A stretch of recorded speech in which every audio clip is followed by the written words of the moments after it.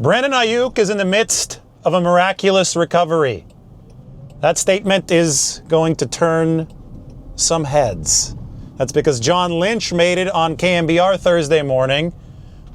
And I think that it's one of those that shows us just how disconnected social media is from reality. Have a listen to John Lynch speaking about Brandon Aiyuk's recovery from not just an ACL tear, but a tear of all the ligaments in his knee. Look at that was catastrophic.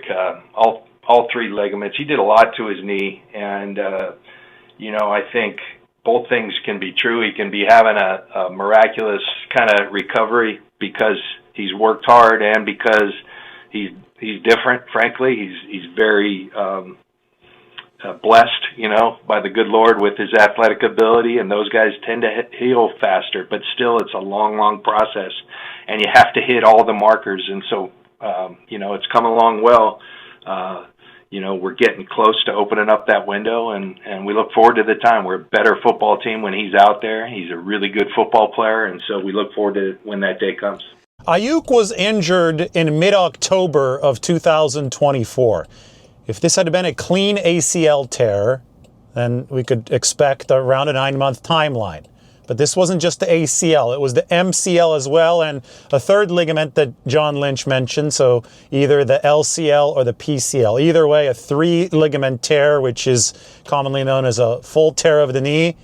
The return timeline, even for elite athletes, ranges over a year, up to a year and a half, and in many cases, even longer than that. If we're talking about an injury date of mid-October 2024, well, it's early November 2025. It's only been 12 plus months for Brandon Aiyuk. Week 10 is what casually had been circled as a potential return date by Kyle Shanahan to practice. That is this week. Brandon Aiyuk's practice window has not yet opened up this week, but as you heard John Lynch say, the 49ers are expecting that practice window to open up soon. It could be next week, it could be the week after that. Either way, this would still be on the fast end of a recovery timeline from a 3-ligament tear. I think that people get so caught up in simplicity and wanting things to just fall along the lines of a garden variety ACL tear, which again for an elite athlete would probably mean about 9 months out. But the crusade for simplicity hits a wall when a wide receiver has torn all 3 ligaments in his knee. Anyway, this is a good setup for a discussion about the 49ers offense and what Brandon Aiyuk might be able to bring it. Obviously, there has also been uncertainty regarding Ricky Pearsall. He is due back sooner than Aiyuk. By the way, once Aiyuk does return to practice, the 49ers will have 3 weeks to activate him from PUP, the physically unable to perform list. That is the window that they're going to have before he has to hit the 53-man roster. But take a look at this. It is the XY chart of the 49ers' offensive and defensive performance this year. I have to open with a caveat, and this is an unusual one. The 49ers have one of the best special teams units in the league this year, thanks to Eddie Pinheiro. They're number 2 in special teams EPA ever since Pinheiro joined in week 2. That is not reflected on this XY chart, where the goal is to be as far to the right and as far up as possible. So that is a great differentiator for the 49ers in the positive this year. In the past, that had been a great differentiator in the negative. As you can see, the 49ers logo is in the bottom right quadrant. So that means they've got an above average offense and a below average defense, although they're close to the center of this graph. To attain true contention status in the playoffs, and that is the goal of every NFL team with a 6-3 record, the 49ers have got to move their logo further to the right. There's no question about it. Even if they're an elite defense from this point forward and they move their logo further up, maybe to a spot where the Tampa Bay Buccaneers are, you can see that they're still going to be a couple tiers behind elite status in the NFL. Quick look at the Embarcadero in San Francisco. What a beautiful day this has turned out to be. That's Levi's headquarters, and I'm headed down to Deli Board right now.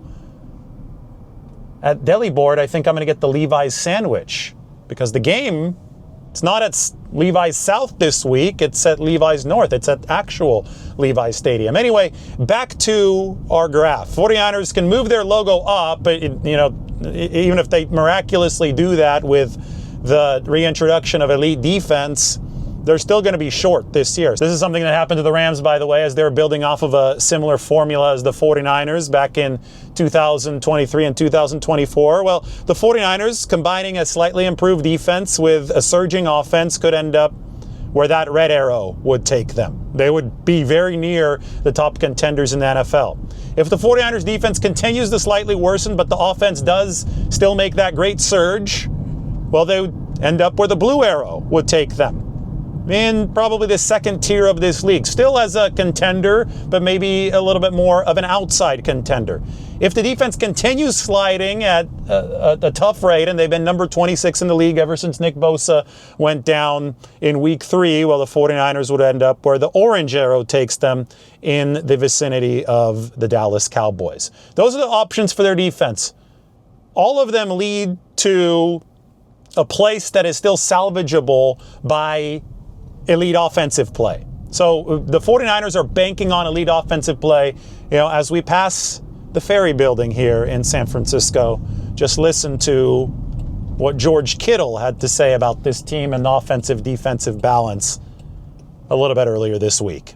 What could we be? I think we have a very good offense with the potential to be a great offense.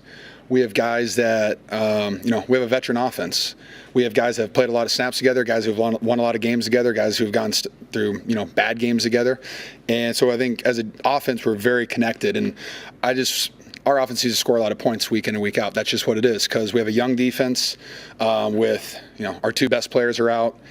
Injuries galore kind of on the defensive side.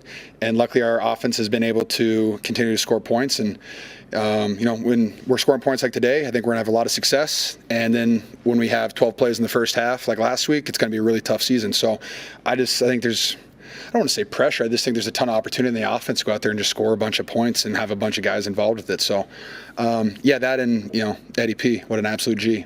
So the operative question is, how do the 49ers bring that surge on the x-axis? How do they make the offense 2 tiers better? And I think very, very obviously, better receiving play is a big part of that equation. And Brandon Aiyuk might be a cherry on top for some of that better receiving play down the road. Now, it's not the first part of that equation. I think that a return for Brock Purdy represents one of the early parts of that equation. A return for Ricky Pearsall would represent an even earlier part of that equation for the 49ers. But a return of Brandon Aiyuk is definitely something that can help the 49ers offense surge the way that they need to. They're reliant on this offense no matter what this season. George explained it really well. The graph explains it in visual terms. They've got to find a way to move to the right regardless of what happens to the defense later this year. This is an offense-driven team. Maybe the 49ers would have been an elite balanced team had Nick Bosa and Fred Warner not gone down. We look back at the way that they beat Seattle and muzzled that Seattle offense with a defense that featured essentially everybody, right? No Malik Mustafa at that time, but they were still very healthy relative to now. But when you look at that, all you can say is, what could have been for the 49ers, because it's just not the reality anymore. They are dependent on this offense taking a surge toward the elite. And at 6-3, we owe that kind of analysis to you. We have to look at this through a realistic lens for the 49ers. So back to Aiyuk. At some point this season, the 49ers do expect that return window to open.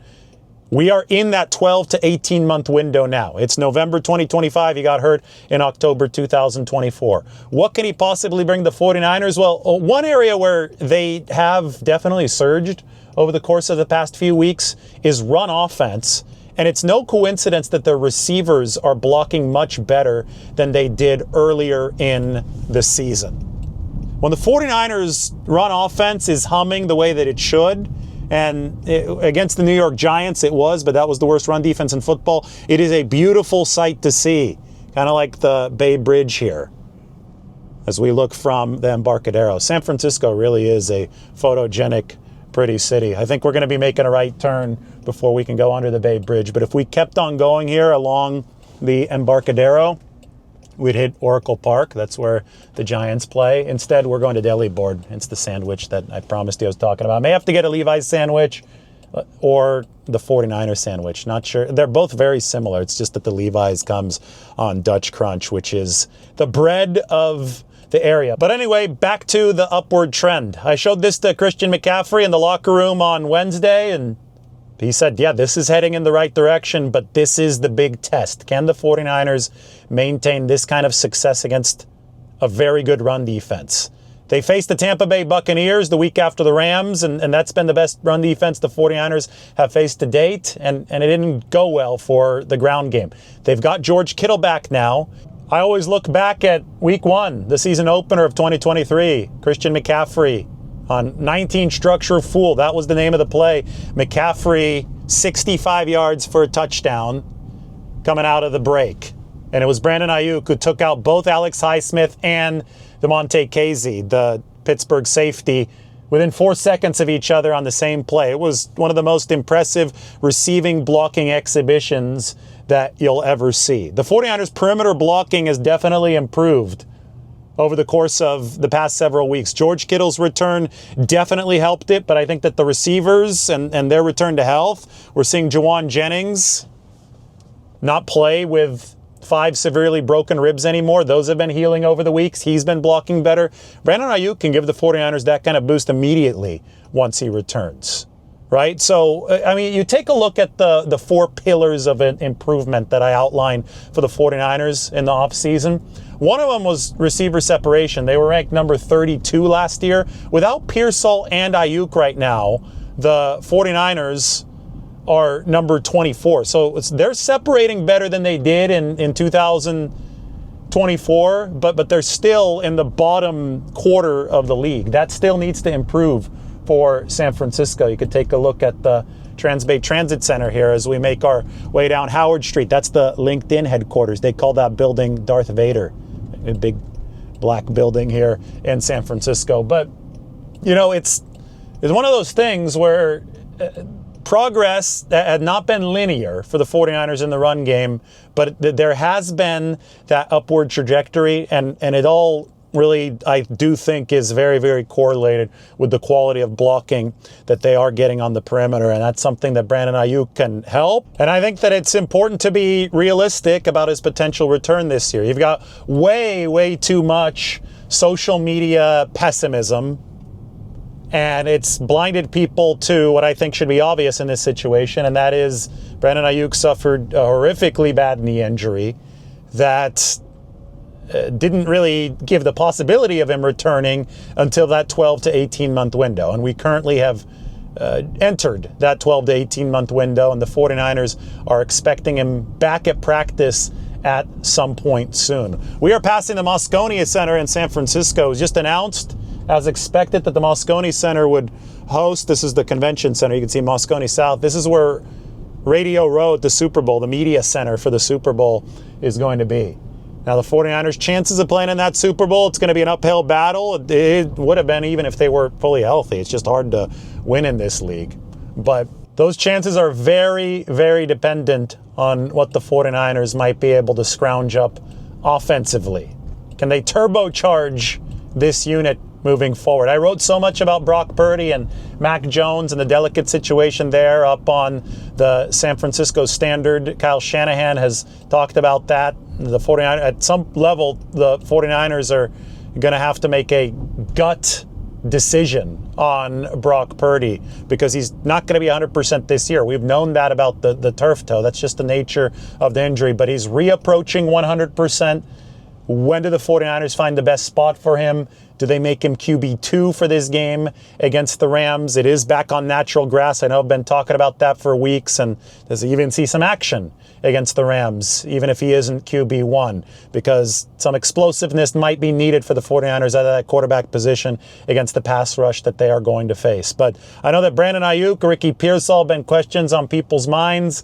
Figured that I would try to answer them as well as we can in these murky times with a look at the 49ers general efficiency parameters, the roadmap that they have to follow moving forward. Red arrow, blue arrow, orange arrow. Which way is the defense going to take them? We don't know. That's a big wild card, obviously, but none of that matters if the offense cannot surge forward the way that the 49ers are intending it to surge forward as they start to return some of these guys from injury. Big game against the Rams coming up. Headed down to the team facility. We'll talk to you soon.